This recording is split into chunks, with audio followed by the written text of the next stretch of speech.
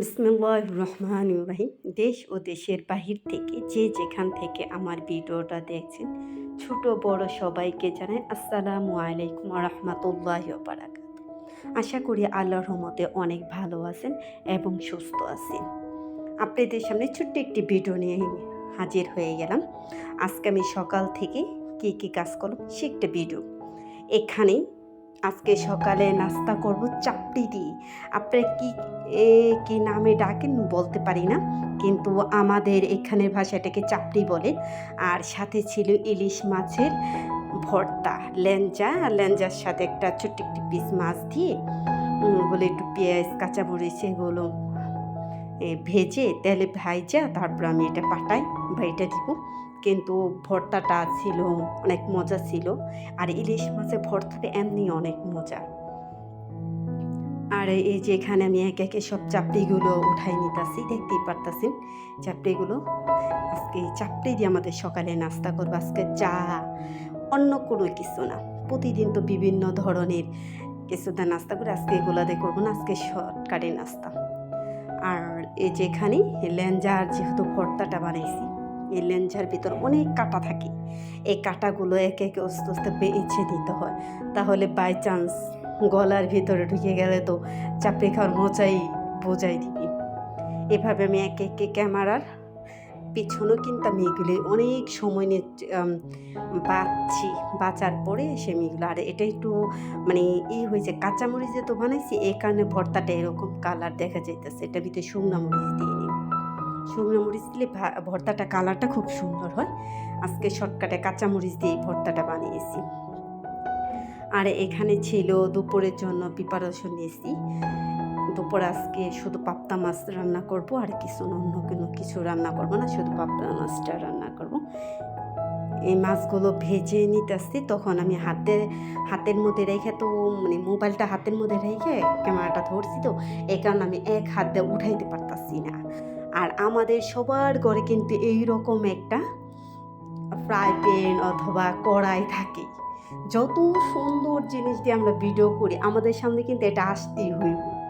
মানে এইগুলা ব্যবহার করা হয় কি না, এটা না অনেক তেলতেলা থাকে, এই কারণে আমাদের এই কড়াইগুলো কিন্তু অনেক ব্যবহার করা হয়, ফ্রাই প্যানগুলো ব্যবহার করা হয়। আমি জানি না, কিন্তু আমার মনে হয় কি প্রত্যেকটা গৃহিণী ঘরে মনে হয় কালো কড়াই অথবা ফ্রাই প্যান আছে। আমার ঘরেও আছে, এই কারণে বললাম। এটাকে ওই খারাপ দৃষ্টিকে দেখবে না, এত নোংরা, এটা নোংরা না, এটা কাজ করতে করতে এটা কালো হয়ে গেছে।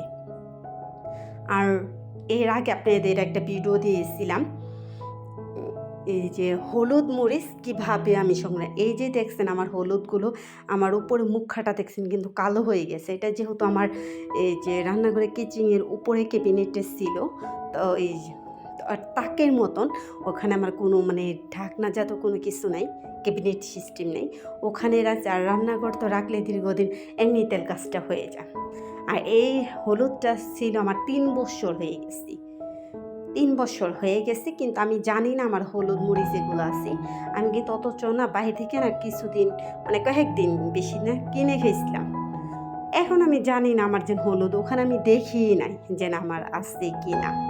তারপরে মানে হলুদ এগুলো আনার পরে দেখি কি ওখানে আমার হলুদ মরিচ, আমার যে হলুদ এবং মরিচ আছে আমার বছর হয়ে যাবে এমনি। আর দেখছি একটু নষ্ট হয়নি। 3 বছর আগে বললাম না, 3 বছর আমি ঝরঝরে এটাকে আমি টাটকা রোদে শুকাইছিলাম।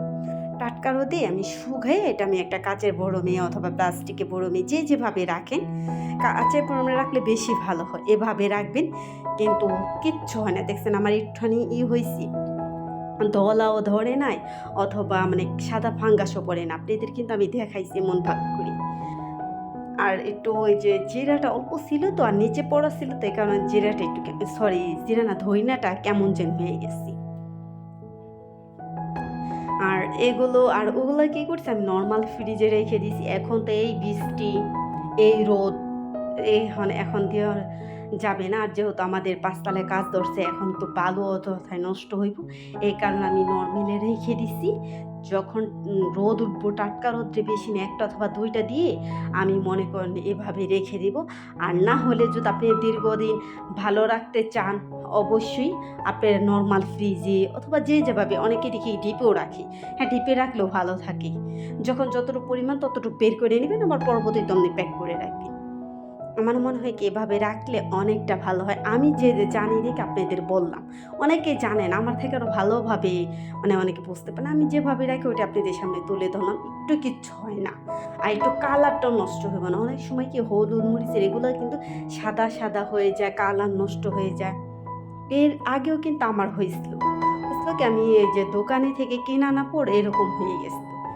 এমনি সাদা, সাদা হয়ে গেছিল মরিচগুলো। আর এখানে আমি আলুগুলো রেখে দিছি। আলুগুলো একটা মানে পেপার দিয়ে রাখলে না অনেক সময় পচে না অথবা ময়লাও পড়ে না। অনেক সময় বালু-টালু পড়ে না, ফ্লোরের মধ্যে এগুলোও পড়ে না। আমি এভাবে সবসময় বিছায় রাখি। আবার অনেক সময় এভাবেও রেখে দিই। আর এখানে গ্রিন টি। আপনার ভাইয়া যখন আস জার্মানি ছিল তখন এই গ্রিন টি আমাদের জন্য পাঠাইছিল। আমি বলতাম কি আমি না গ্রিন টি খাবো। আমারে বলতো কি তুমি বাংলাদেশে কেন? আমি এখান থেকে পাঠাই। অনেকগুলা পাঠাইছিল। পাঠান্তরি সার। আমি মনে হয় একটাও খাইনি, আমার ভাল লাগে নাই খাইতে। পাশের ফ্ল্যাটে এক আঙ্কেল ছিল, আঙ্কেল অনেকগুলা দিছি। আর এগুলো একটা ইসের মধ্যে বক্সের মধ্যে রেখেছি। আবার এক ভাবিকে দিছি। আর এগুলো ছিল। এখন আমি কই না, মাঝে মধ্যে একটু খাইতে হয়। যেহেতু এখন আপনার ভাই জার্মানি নাই, এখন অন্য এক রাষ্ট্রে আছে। এখন তো আর জার্মানির জিনিসগুলো আমরা পাবো না। এই কারণে হয়েছে। আর এখানে মেয়ের জন্য একটু মেহেদি পাতা ছিল। আমি এর আগে মেহেদি দিছিলাম হাতে, কিছু পাতা ফ্রিজে ছিল। তখন আমি বললাম কি চলো আজকে তোমার স্কুল অফ আছে, তাহলে একটু মেহেদি দিয়ে দিই।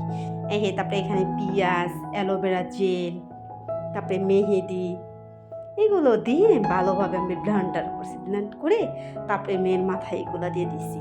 আমি এগুলো আগে দিতাম। আগে আমার অনেক ভিডিওতে দেখবেন টক দই এগুলো দিতাম। মেয়ের মাথা না কিছুতে আমি চুল পড়া কমাইতে পারতেছি না। মাশাআল্লাহ আমার মেয়ের মাথায় চুল যদি আপনারা বাস্তবে দেখতেন তাহলে বলতেন। মানে আমি ২ হাত দিয়ে মুখ পাইতাম না এমন মনে করেন চুল ছিল। আর মাজা ছাইড়ে গেছিল চুল। কি কারণে জানি না, ঢাকা পানির কারণে এরকম। মানে আমার মেয়ের চুল এখন মনে করেন ৪ ভাগের ১ ভাগ আছে। কি বলবো?